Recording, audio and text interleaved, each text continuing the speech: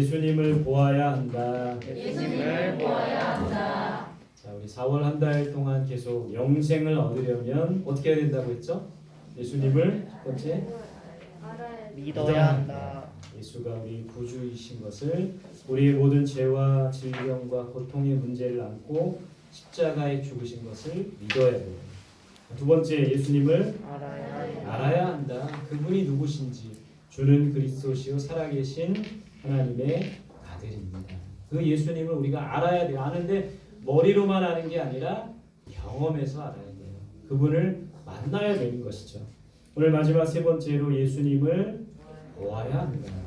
오늘 이런 말씀을 함께 나누고 싶습니다. 자, 예수님을 혹은 하나님을 본다는 것은 무엇인가요? 여러분들 중에 혹시 예수님을 본 분이 계신가요? 하나님을 본 분이 있어요?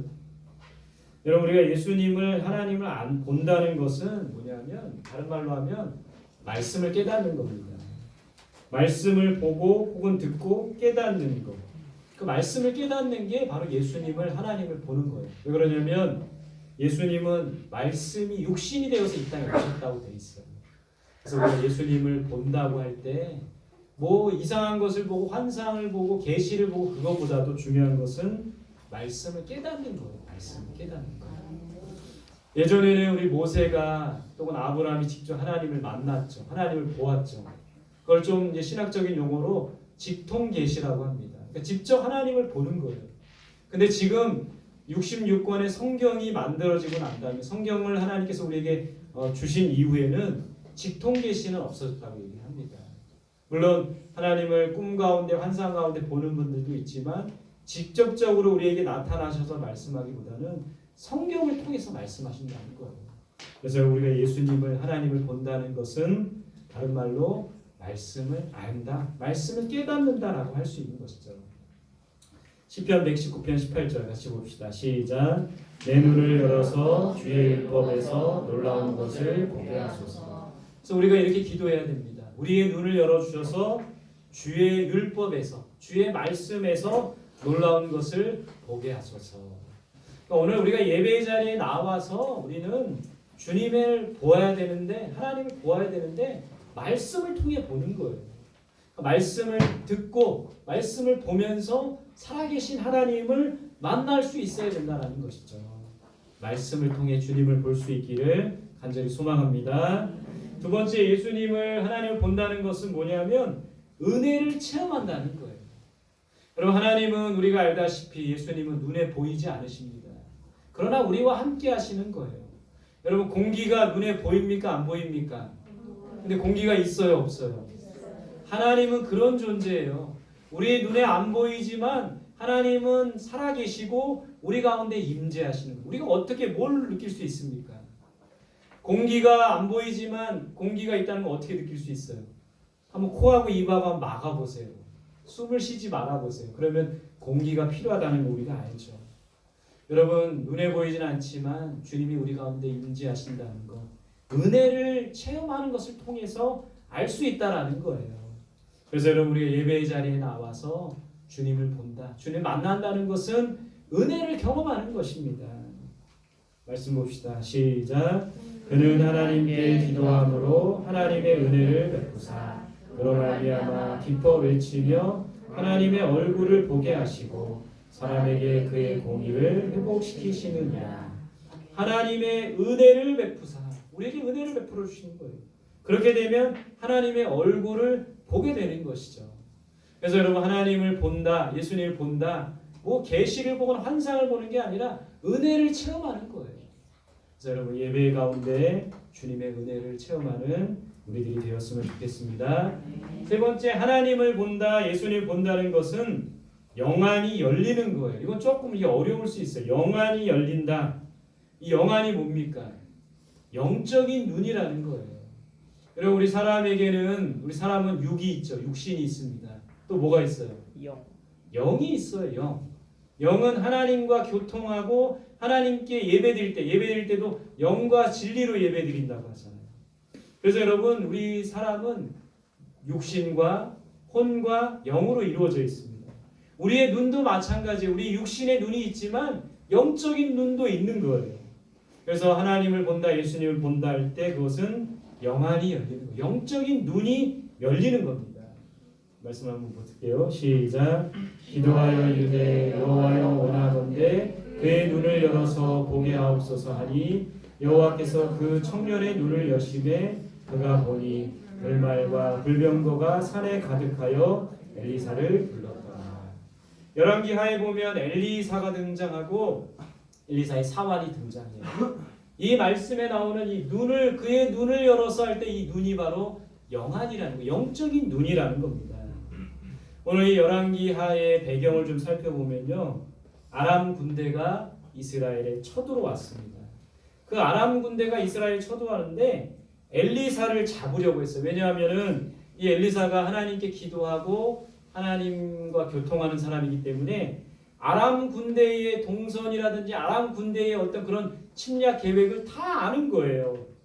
그래서 이 아람 왕이 엘리사를 잡아와라. 엘리사를 잡아와야지만 우리의 계획을, 우리의 어떤 계략을 알 수 없다 그러면서 이 엘리사를 잡아오려고 한 겁니다. 그래서 많은 군사를 엘리사의 집에 보내는 거예요. 그때 이제 사환이 이제 그 군사들이 둘러싸여 있으니까 이렇게 말합니다. 내 주여, 우리가 어찌하리까? 여기서 말하는 주는 엘리사입니다. 엘리사님, 엘리사 선생님, 우리가 어찌해야 됩니까? 이제 아람 군대가 이렇게 둘러쌌는데 이때 한 말씀이 오늘 말씀이에요. 엘리사가 그의 눈을 열어서 보게 하소서. 그 청년이 눈을 여셨어요. 하나님께서 그 청년의 눈을 여셨어요. 영안이 열린 거예요. 그 청년이 뭘 보게 된 겁니까? 불말과 불병거를 보게 된 거예요.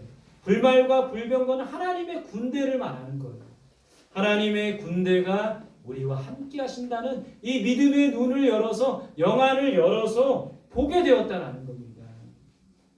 이 일이 어떻게 결론이 내렸냐면 하나님께서 하나님의 군대를 보내주셔서 아람 군대의 눈을 어둡게 하셨어요. 그러면서 이 엘리사와 사환이 무사히 그 상황을 빠져나가게 된 이야기가 있는 겁니다. 여러분, 이렇게 하나님께서 우리의 영안을 열어주셔야 돼요. 영적인 눈을 열어주셔야 돼요. 왜 영안이 열려야 되느냐? 왜 영적인 눈이 열려야 되는가? 영적인 눈이 열려야 하나님의 뜻을 알 수 있는 거예요. 영적인 눈이 열려야 하나님께서 하시는 일을 볼 수가 있는 겁니다. 여러분, 우리가 이렇게 얼마나 이 엘리사와 사환이 두려웠겠습니까? 그러나 아람 군대보다 하나님의 군대가 더 많다는 것을 영적인 눈으로 보아야 되는 거예요. 지금 우리의 상황, 지금 우리의 형편, 좌절하고 절망하고 정말 힘든 상황이지만 영적인 눈이 열릴 때 하나님이 우리와 함께 하시는 것을 보고 하나님이 우리를 도우신다는 것을 볼 수 있게 된다는 거예요. 영적인 눈이 열려야 하나님께서 하신 일을 볼 수가 있는 겁니다.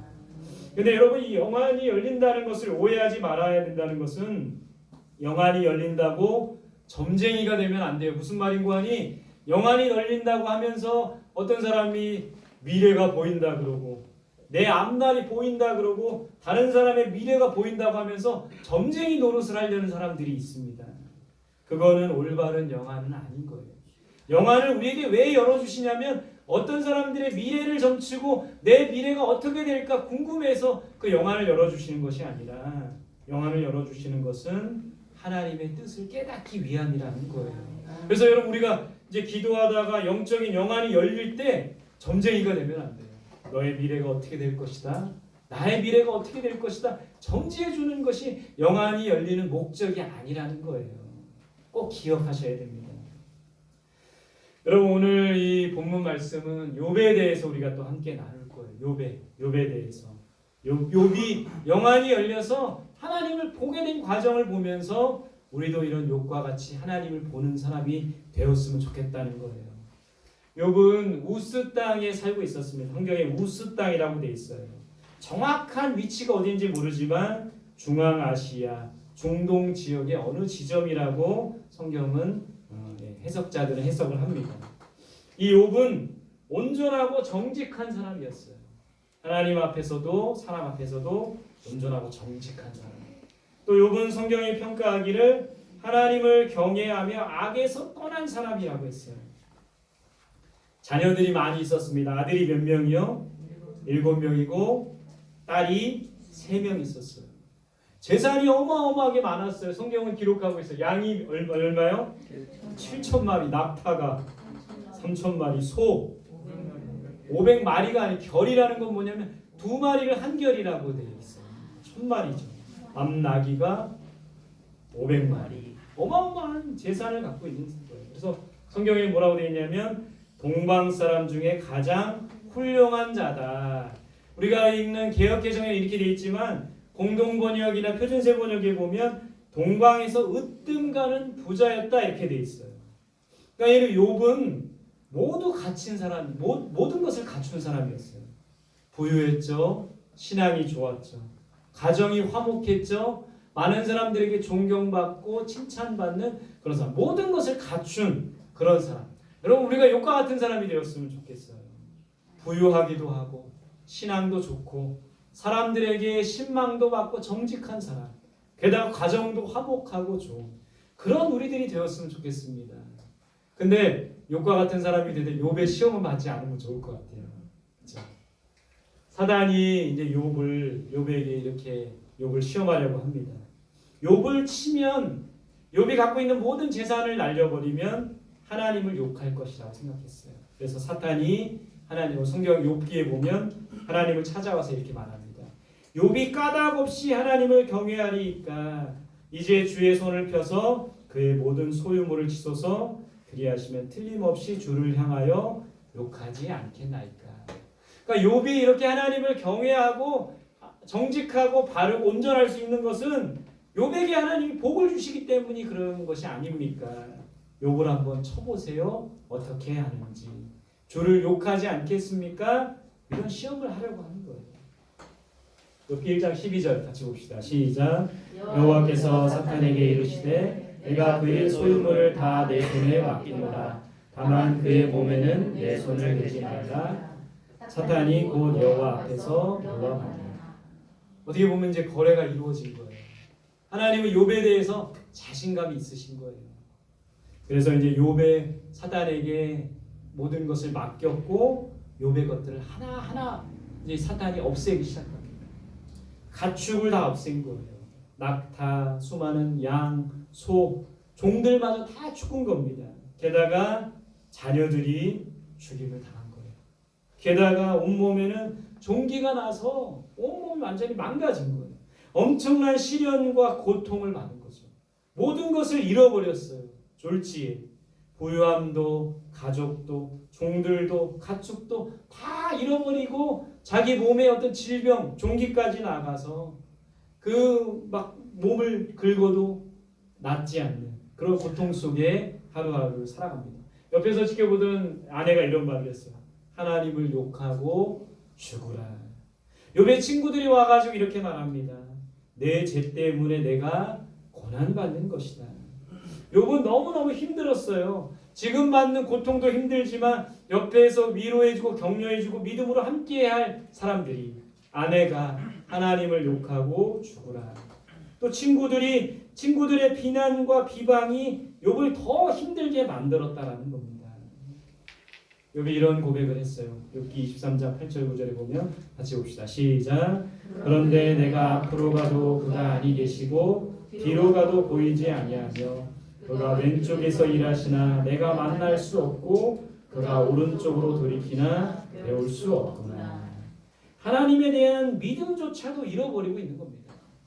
우리 어린아이들, 청소년들, 젊은이들은 경험하지 못할 수도 있지만 우리 권사님이나 연세 많으신 분들은 이런 걸 경험했을 수도 있어요.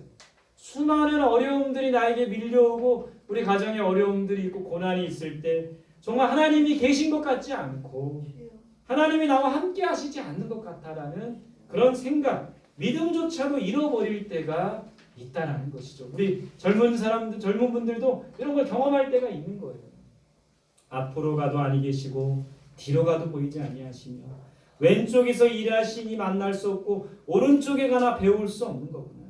하나님을 볼 수 없고 하나님에 대한 확신을 갖기가 어려운 겁니다.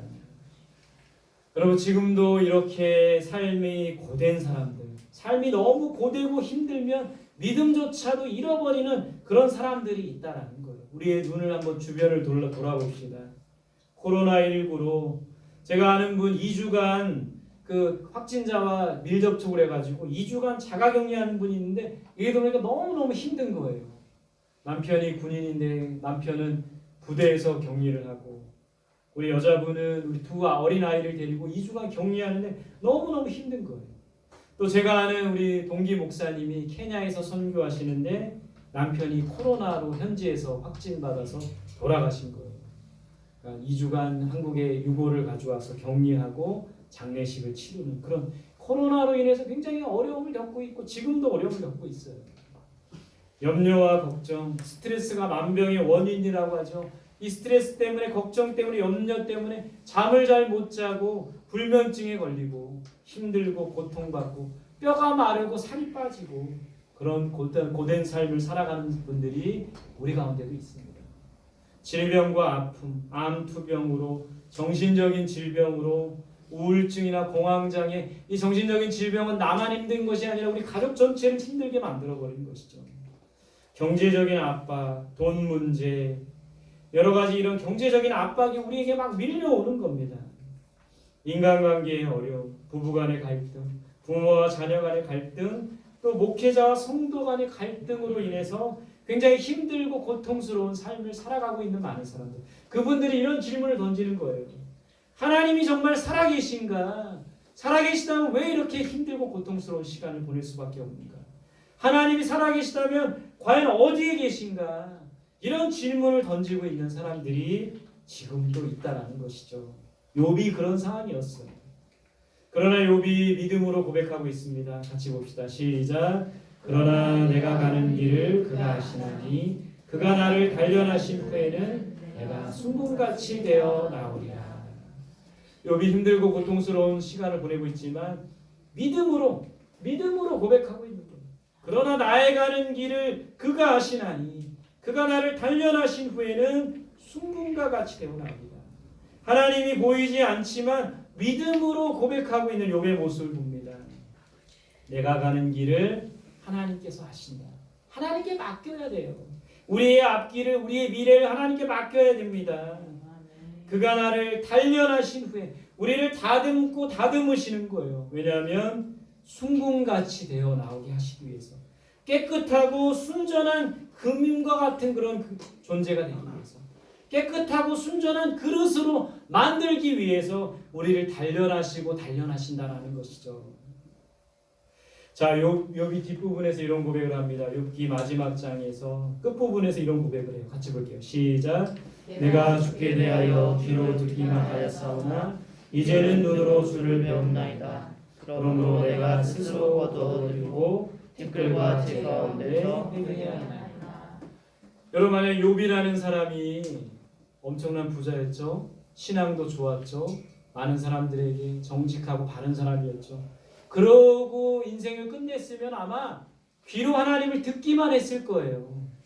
그런데 이 고난을 통해서 종도 다 사라지고 가축도 사라지고 자녀들도 다 죽고 사라진 그런 몸의 질병을 얻은 그런 상황에서 욥이 나중에 고백하는 것은 귀로만 들었었는데 이제는 눈으로 주를 배웠나이다. 그런 고난의 과정이 있었기 때문에 살아계신 주님을 눈으로 보게 되는 그런 눈으로 볼 수 있게 되었다는 것이죠. 주께 대하여 귀로 듣기만 하였사오나. 여러분, 우리의 신앙이 우리의 믿음이 귀로만 듣는 신앙이 되어서는 안 돼요. 남들이 말한 목사님이 말한 하나님, 누군가가 말한 하나님, 그 하나님 귀로 듣기만 하는 그런 신앙이 되면 안 됩니다. 우리가 직접 눈으로 주님을 볼 수 있어야 되는 거예요. 이제는 눈으로 주를 배웠나이다. 고난을 통해 살아계신 하나님을 보고 만날 수 있게 된 것이죠. 누군가에게 듣는 그 하나님만 돼서는 안 돼요. 나의 하나님이 되어야 돼요. 내가 직접 봐야 됩니다. 내가 경험해야 돼요. 내가 만나야 돼요. 그것이 바로 진정한 신앙이고 참된 믿음이 될 수 있다는 것이죠. 남들에게 들은 하나님만 되어서는 안 돼요. 성경에 나와 있는 하나님만 되어서는 안 됩니다. 내가 직접 주님을 만나고 주님을 보고 주님을 만나야 돼요. 그것이 진정한 신앙이 된다는 것이죠. 그것이 바로 참 믿음이 되는 거예요. 여러분, 욥이 주님을 보게 되었을 때 욥이 무엇을 했습니까? 오늘 성경은 회개했다고 돼 있어요. 삭개오가 주님을 만났을 때, 주님을 보았을 때 뭐 했습니까? 자신의 삶을 뉘우치고 회개했어요. 다시는 그런 삶을 살지 않겠습니다 라고 회개했다라는 거죠. 여러분, 욥이 주님을 보게 되었을 때 하나님께서 무엇을 하셨습니까? 하나님이 일하기 시작하셨어요. 하나님께서 욥에게 고난을 주신 것은 욥이 하나님을 직접 보고 하나님의 뜻을 깨닫게 하기 위해서 하나님께서 그런 고난을 허락하신 것이죠. 욥이 주님을 보게 되었을 때 하나님께서는 욥의 삶을 회복하셨습니다. 성경에 보니까 모든 소유보다 갑절이나 많게 하셨대요. 그리고 다시 욥에게 아들 7명과 딸 3명을 더 주셨다는 거예요. 더 부유하고 더 행복하고 더 화목하게 하셨고, 무엇보다 욥이 고난을 통해서 하나님을 보게 되었다는 것이죠. 하나님을 만나게 되었다는 것이죠. 여러분, 우리도 하나님을 보아야 합니다. 하나님을 만나야 돼요. 하나님을 경험해야 돼요. 남들이 만난 하나님이 아니라 나의 하나님을 만나야 된다는 겁니다. 우리가 그 하나님을, 예수님을 보기 위해서는 어떻게 해야 될까요? 3가지 나누고 싶습니다. 첫 번째, 따라합시다. 말씀을 통해 보아야 한다. 말씀을 통해 보아야 한다. 우리가 주님을 본다는 것은 말씀을 깨닫는 것이라고 했어요. 말씀을 통해 살아계신 하나님을 보고 만나야 됩니다. 말씀이 중요한 거예요. 두 번째, 따라합시다. 마음이 깨끗해야 한다. 마음이 깨끗해야 한다. 그럼 마태복음 산상수훈에 보면 이런 가르침을 주시죠. 팔복이죠. 마음이 청결한 자는 복이 있나니 그가 하나님을 볼 것이다. 누가 하나님을 봅니까? 마음이 깨끗한 자가 보는 거예요. 청결한 자가 보는 거예요. 마음이 지저분하고 마음속에 죄가 가득하면 절대 하나님을 볼 수가 없는 겁니다. 마음이 청결한 자가 하나님을 볼 수 있어요. 그렇기 때문에 죄를 멀리하고 회개해야 되는 거예요. 마지막 3번째, 따라합시다. 성령의 도우심이 있어야 한다. 성령의 도우심이 있어야 한다. 여러분, 영안이 열려야 된다고 했잖아요. 영적인 눈이 열려야 된다고 했잖아요. 영적인 눈이 열리려면 성령의 도우심이 필요한 겁니다. 사도행전에 이 사도들이, 제자들이 모여서 마가의 다락방에서 기도할 때 성령의 충만함을 받습니다. 그리고 영적인 눈이 열려졌어요. 영적인 눈이 열려지기에는 다 도망가고 숨어서 지냈는데 영적인 눈이 열려지니까, 하나님이 우리와 함께 하신다는 그 믿음의 확신을 가지니까 담대하게 나아가서 복음을 전하고 하나님의 뜻을 이루며 살았던 이 제자들의 모습. 여러분, 영안이 열려야 하나님의 뜻을 알 수가 있는 겁니다. 하나님의 계획을 알 수가 있는 거예요. 하나님이 일하시는 것을 알고 볼 수 있게 된다는 것이죠. 성령의 도우심이 있어야 영적인 눈이 띄어지는 거예요. 우리 어린아이들 이렇게 많은데, 우리 공부 열심히 하는 친구들도 야구 선수도 있고 피아노 치는 사람도 있고, 앞으로 내 미래가 어떻게 될지 궁금하죠? 네. 영적인 영안이 열려야 돼요. 나는 지금 비록 힘이 없고 능력도 없고 작고 연약하지만 우리가 영적인 눈을, 영안을 열리면은 하나님이 우리를 통해서 일하실 엄청난 것들을 보게 되는 거예요. 여러분, 이번 주 한 주간에 제가 좀 회개했던 건 뭐냐면, 우리 성원교회 우리 청년들, 또 우리 어린아이들, 또 주변의 사람들을 보면서 정말 대단한 사람이 없다라고 제가 생각하고 판단한 겁니다. 앞으로 이 사람들이, 이 녀석들이 커서 뭐가 될까? 아무리 봐도 대단한 인물이 나올 것 같지 않다는 이런 생각을 제가 했었어요. 근데 회개한 것은 뭐냐면, 지금 모습이 어떻든지 간에 하나님께서는 이 한 사람 한 사람을 향한 놀라운 계획이 있다라는 것을 저에게 가르쳐 주시더라고요. 지금 여기 이렇게 보니까 뭐 IQ 200 있나요? 수재 있나요? 없잖아요. 뭐 여러 가지로 볼 때도 평범하고 작고 연약하지만 하나님 영안을 열어서 볼 때 하나님께서 놀라운 계획과 뜻이 이 아이들에게, 우리 젊은이들에게, 우리 청소년들에게 있다라는 것을 가르쳐 주셨습니다. 여러분, 우리가 영안을 열어서 하나님이 하실 일을 바라봐요. 이 교회도 마찬가지예요. 비록 우리가 작고 연약한 개척교회지만 영안을 열어서 하나님이 하실 일들을 바라볼 때 앞으로 하나님께서 이 교회를 통해 놀라우신 일들을 바라볼 수가 있게 된다는 것이죠. 그래서 하나님을 봐야 됩니다. 영안이 열려야 돼요. 말씀을 통해 보아야 하고 마음이 깨끗할 때 볼 수가 있고 성령의 도우심이 있을 때 볼 수가 있는 거예요. 우리 모두가 그렇게 영적인 영안이 열려서 하나님을 보고 예수 그리스도를 보며 만나는 우리 모두가 되시기를 간절히 소망합니다. 영안이 다 열리시기를 바랍니다. 하나님의 하실 일들을 바라보시기 바랍니다. 우리 안에 놀라운 계획들을 바라보시기 바랍니다. 할렐루야.